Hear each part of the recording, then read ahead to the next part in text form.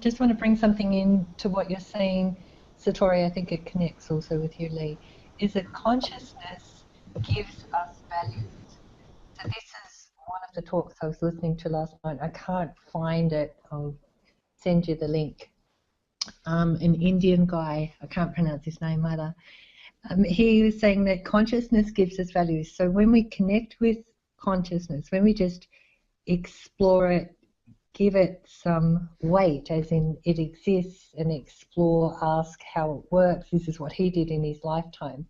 He came to the conclusion that consciousness gives us values, and scientific materialism, which is where we've been working from, that's entrenched, and it lowers our frequencies. So when we start to create values and make, for example, make vitality a commodity. So what I'm really keen to do is to work in systems that flow with velocities. So there's not so much garbage attracted to it, just systems and working with people that can work with velocity so that my life moves forward faster. And that everybody that's involved in any projects, lives move forward faster. That's one value that I think right now has got quite a lot of weight, because this materialistic world has slowed us down. Just waiting for answers from bureaucrats, waiting for decision makers to come to conclusions, a lot of the time not in the favor of human beings.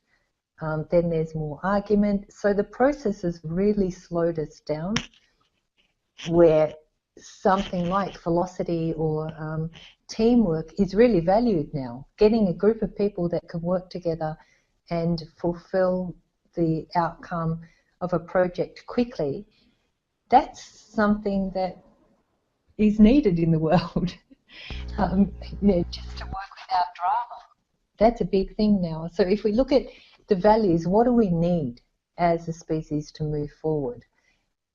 Not from material assets, but what do we need, what values do we need to move forward, and how can we bring those kind of agreements in a peer-to-peer contract? And that's what blockchain makes available. No third party. As I said kind of near the beginning, we can come back, we can evolve these contracts as circumstances change. That's something this current system doesn't really give us access to unless we have a lot of money, because each time we need to talk to lawyers, that costs. If we want to make any changes to contracts, that costs. When we need to make agreements, we need the other lawyers involved, so it's quite a complex process. Whereas without them, like now with Satori, I can just create let's do this. If we've got a timeline, if we promise to do that, I can even infringe myself. I can punish myself if I don't fulfill on my word. But the intention will be to get this information out as fast as possible, as appropriately as possible, to as many sources as possible. So they would be the values that I'm bringing to my contract. Now, if we start to think on a peer-to-peer basis of what's going to empower humans, what's going to empower us working together, and look at those kind of values, and then we can create a new, that's the beginnings of what I see as a new story, those tiny little webs that we build that work. When they work, other people will possibly want to know how and why, and how we can each create our own unique contracts. We can get really creative here. Absolutely. Yeah, It's crazy if I think it's us women that need to get involved more. Sorry, guys. No, all good. Oh, good. But I wanted to address really more from a historical point of view what one of your basic questions was, and that was, I believe, and I'm going to paraphrase you, but what do we as humanity or as humans need? What is the basic need? And I think that it's definitely, we have evolved so much from, from my standpoint of looking at history of what people's interpretation of social contract itself is. we have evolved a great deal to that, to that point. One of the things that I want to bring up, once I started really, contemplating and working with Lee on what would be done with the social contract scene, as far as how we would be, you know, coming at it from a programming point of view, or from a just a philosophical point of view, or a legal point of view, to try to wrap our heads around drafting legal contracts or social contracts, smart contracts. I started to look and research, and I had a website that I came across that I sort of started from. And from my standpoint, what I typically come from, just so you know, is one of history. I like to, of course, with a bit of grain of salt, always, look at the history of things. Like, what has been important to humanity and how has that evolved? How would that be relevant to what we would plug into a modern social safe contract or social contract, anything like that. I came across a discussion, and I'll just tell you, there was on academia.edu, there was a discussion titled Social Contract Theory by Hobbes, Locke, and Rousseau. I won't go through the whole thing on that, but I thought that it was relevant that we know that the concept, and this is how it reads, it says the concept of social contract theory is that in the beginning, man lived in the state of nature. They had no government and there was no law to regulate them. There were hardships and oppression on the sections of the society. To overcome from these hardships, and I'm going to paraphrase here, they entered into two agreements. The first, there were two pacts, basically. The first pact, called the Pactum Unionis, where people sought protection of their lives and property. The second pact was called the Pactum Subjectionis, and the people united together and pledged to obey an authority and surrendered the whole or part of their freedom and rights to an authority. Now, this is all, sort of a prelude to a discussion by Thomas Hobbes, who was a philosopher who lived in England. He was born in 1588, he died in 1679. So this is taking us back a little bit in history. But my whole point, and I don't want to get too far strung out here, my whole point is that I started to read through this to see, what was the origin of a need for any social contract. And just to skip down a little bit, something that really stuck with me, in the analysis of the theory of social contract by Thomas Hobbes, which it's greatly evolved from this, and of course I don't agree, with the old sort of thinking that Thomas Hobbes had. But he says that the legal theory based on social contract, according to him, prior to social contract, man lived in the state of nature. Man's life in the state of nature was, and he says this, one of fear and selfishness and a chaotic condition of constant fear. Of course, the whole title of this is Social Contract Theory by Hobbes, Locke, and Rousseau. So it's a sort of a window look at the evolution of what philosophers, however credible or not, however right or not, their views evolved as time went by to build on the thought of what being in the state of nature really meant. And as time went by, I can just tell you this from reading a little bit on just this one topic. The theories, the philosophy was that it got happier and happier, that people living in the state of nature, starting with Thomas Hobbes, he says was one of fear and selfishness, but it evolved from that to say, all the way down to it was a state of bliss, really. The state of nature without all of the things that were created, like governments or monarchies or any of that stuff, was really, honestly, just a nice, enjoyable, free living. Of course, here, okay, fast forward to this particular day and age, and I proposed something about this, that a social contract should be formed in line with being in a state of nature. There's a real completeness, I think, to that. That there doesn't have to be a social contract and you give your state of nature up. In fact, it's intrinsic in us that we have to keep that.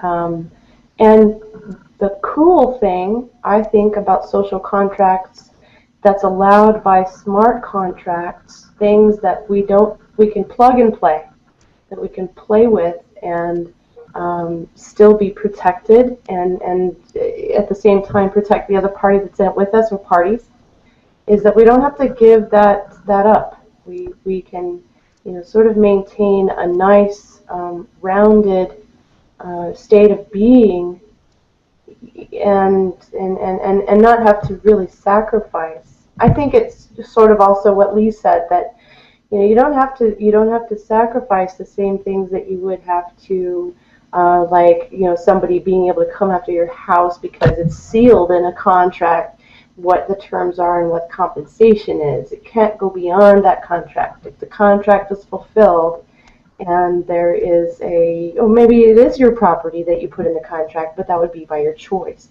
They can't Yes. go beyond that. Yeah.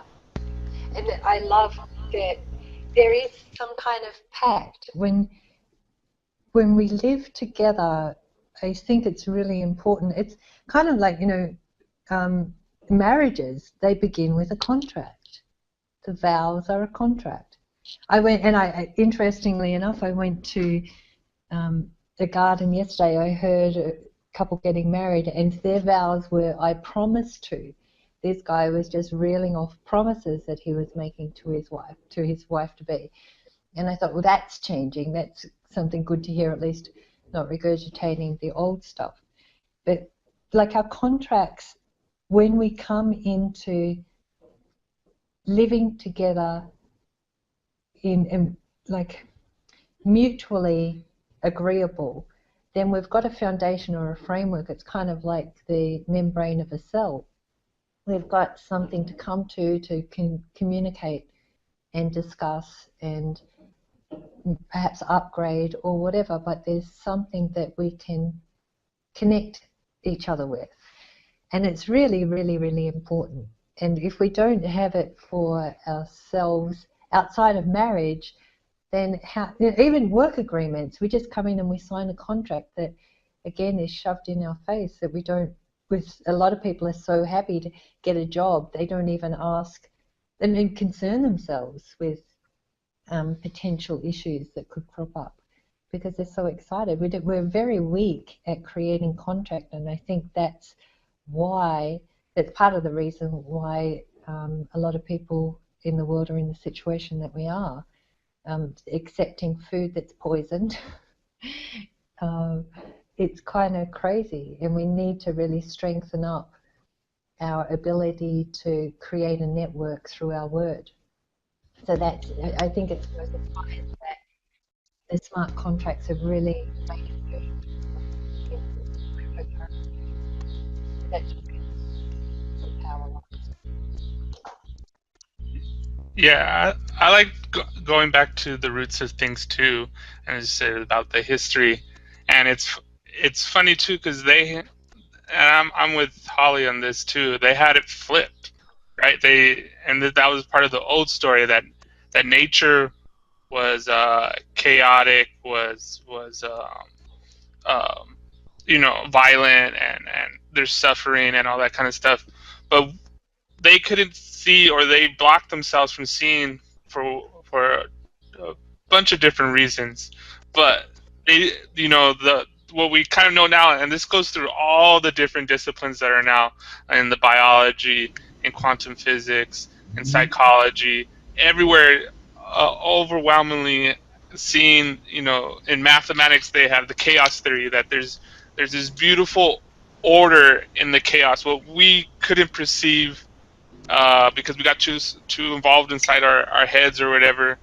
But the overwhelming beauty and harmony that is in nature, and I personally very fond of Taoist thinking, and it's kind of funny how some of the new stuff that's rising up, the decentralized autonomous organization, the DAO. I like how they use that.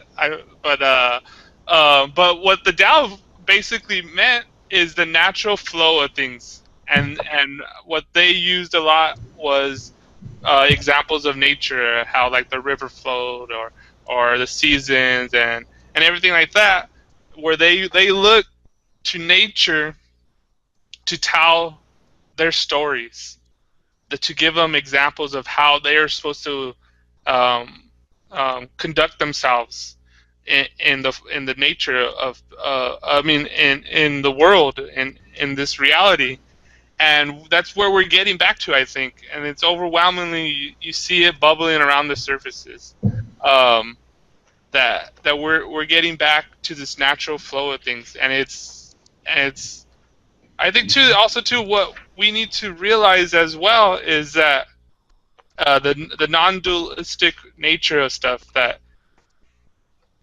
yes, um, it's a more efficient way to do the natural way of things, but also too, if you think you're going to mistake yourself from any pain or suffering, then that's also an illusion, that there is both,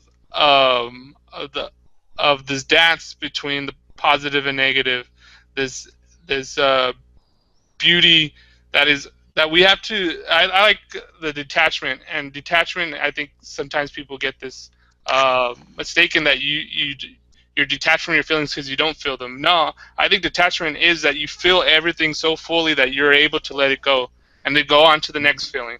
And that we have such a limited view of detachment that we don't want to deal with our contracts with people, and so we don't read the fine print, and then we get screwed, and then we get pissed off. But I mean, if you really want to be able to detach, that means and I talked about this with Crypto Hustle, and we're talking about being skeptical. Yeah, it's good to be skeptical, to question everything, but to question everything doesn't mean you don't investigate it. It means you investigate it fully. You read that contract and say that and you decide if you want to detach yourself from it, or if you want to attach yourself to it. And that we're slowly but surely trying to get back to that.